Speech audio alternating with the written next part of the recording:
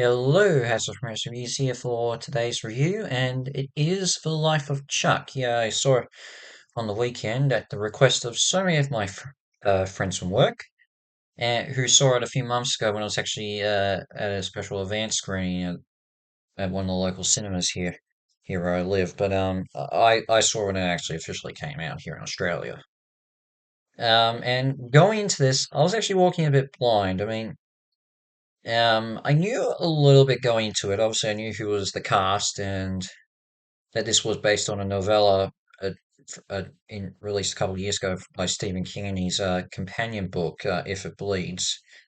I think it's the second story that's been adapted from that book. I think the first one was released only, I think, a year after the book, which had Donald Sutherland in it. I think I'll have to double check what it was called, but yeah, going into this, I didn't know much about it, and honestly, when it comes to Stephen King, while his horror stories are his most well known and most celebrated, I appreciate some of his other stuff. I mean, I love it. I love Misery. I like The Shining, but I've always more preferred his other stuff. Like, I love Shawshank Redemption is my favorite movie of all time. So you can understand why I think that's better. Stand by Me, another one I love.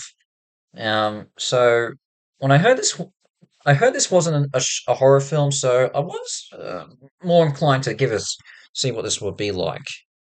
And um, well, props to it. Yeah, this is a really good film, and everyone who everyone everyone of my friends was saying this is great film. They're pretty much right. I I really loved it, and you know, I think the key thing in it, well, to me, well, it's two things actually. Obviously, I should mention is that the film actually doesn't take the much like the novella it's based on is actually set going from uh from the future to the past. We're actually going back in time as we're watching this, and even then, we are shown exactly how Chuck, the main character, dies, and then we go back in time to different points of his life, leading up to that sort of shaped his life, and and mainly of what was going on within his mind before he died, and how each of these sort of moments influenced what was going on, what he was thinking about before he he passes away in hospital. And I find it really interesting. So I've never really seen anything quite like it. I mean, I've seen at movies, video games, books, that deal with this. That go from we see how the person dies, and then we go back in time to see what led up to it. But the closest I can really think of at the moment is Citizen Kane, but that does have things a bit differently. This one we actually it's actually a bit interpreted differently because when we start the film, we're not actually seeing Chuck. We're seeing two characters that he's imagined within his mind, and in their world, because Chuck's dying, their world within there is slowly dying as well. And you know, we're wondering, but we see that we see that Chuck's a presence in this world, and we see 39 great years coming to an end because he died. Chuck dies at 39, and we see these two characters, this estranged couple, slowly but surely realizing that the world around them's dying, and even though they're separated, they would rather be together for the last few moments of their life and everything. And that's actually really effective. I mean, it it, it's really surprising, um, how well it worked out. And yeah, I got full uh uh praise for it. Um, when it comes to, and then we see obviously a bit of a couple months before he was hospitalized with his brain tumor, and we see him on probably his last day where he was truly happy. That being Chuck, and then we go back to his childhood, and we learn more and more of what really made him tick and what influenced him to go to how his life turned out when he was an adult. And yeah, that's actually kind of interesting. It's strange, you know. I mean, it's different, and I appreciate it, and that's why I think Stephen is such a great writer because he does do things differently than what you expect, and these surprises sort of um, really resonate with people. And yeah, you can definitely see how things work out.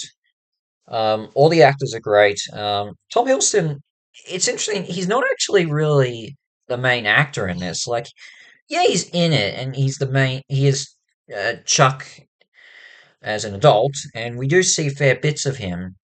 But he really only gets a. He really only speaks. He's really only present and speaking as Chuck in the second act.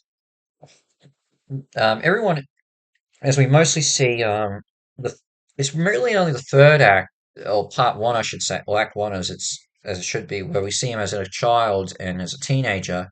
The teenager being played by Jacob Tremblay. And we learn more about him there. Um, so it is interesting that they do that, but you know, for what it is, Hilson does provide a bit of charm for him, especially in his dance scene. Yeah, I love it. I mean, I, I, I was grinning from ear to from my I had the biggest grin watching it. Like it reminded me a lot of how I used to dance a little bit, and I still sort of do. So it's kind of nice to see that. Um, the child actors in this, Cody Flanagan and Benjamin Pajak, I think that's the name. How you pronounce his last name? The first plays 11-year-old Chuck. Um, they're really good actually. I thought they did really well, and Tremblay for when we see him at the end does a good job as well. Yeah, and you know every other actor, pretty much every actor in this I love. They're some of my favorites. I mean, you know, I love Mark Hamill and pretty much anything he does, and he's really good as Chuck's grandfather. Very wise, you know, softly spoken. But it's interesting that the one scene that does feel like a bit of a horror, where he does go a little bit, um, where he does scare Chuck, and this was, I think, when Chuck's either 11 or 7.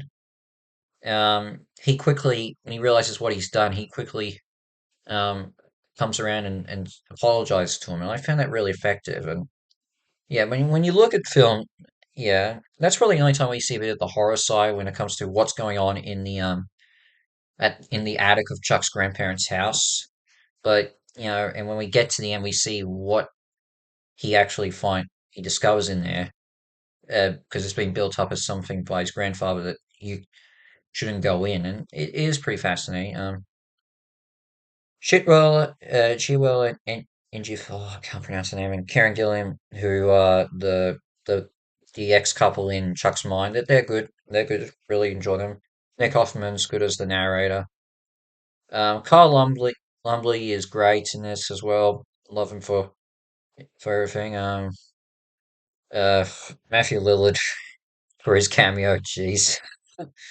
Uh, yeah. Anytime Matthew Lillard's in anything, I'm gonna enjoy it no matter what. Yeah, it's yeah. He and Mark Hamill and Rowan Atkinson. There are a lot of actors that whenever they're in, I'm just going to enjoy when they show up. And Matthew Lillard's one of them. He's great for his scene. It's just uh, it's really good. Yeah, every actor in this do a good job. And yeah, even yeah, they all do a really good job and everything. I I gotta give full credit to them. Um, there are a few. With that said, will I say it's all perfect? That's hard, you know, because you know, in my view.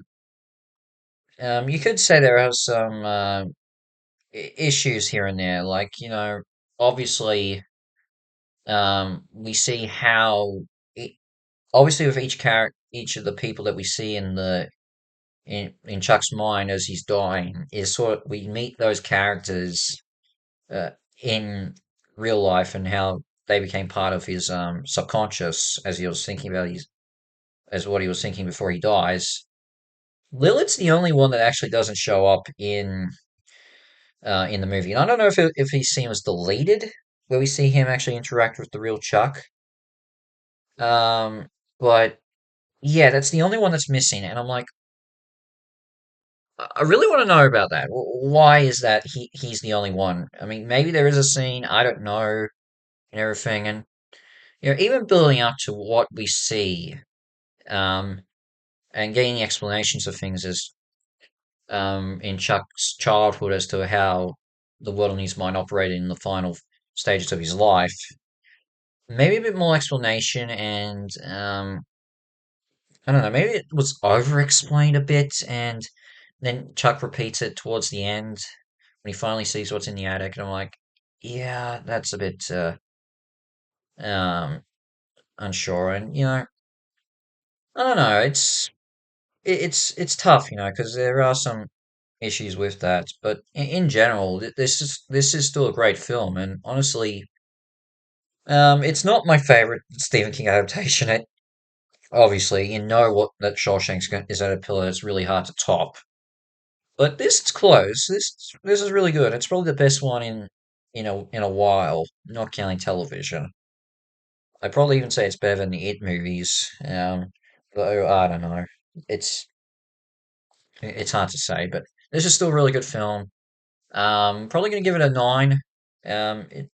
It's a really good film. Definitely worth your time. Give it a chance. If you're a Stephen King fan, you should love it. Um, yeah, that's all I really can say. Life of Chuck is a really great film. Well done. And probably like to get some Oscar nominations here and there. I can definitely see it. Yeah. So in terms of what's next, well, I did say I was going to do something involving Leslie Nielsen. It's still happening. That will be next. I also have to get a review of Donkey Kong Bonanza out, so that'll be in there. And then there's Nazar 2, which I'm planning to see next week. So either one of them will be next. I'm not sure which one. Most likely be the Leslie Nielsen thing, but you'll just have to wait and see. But in the meantime, have some press reviews out, and I shall see you for the next review. Ciao!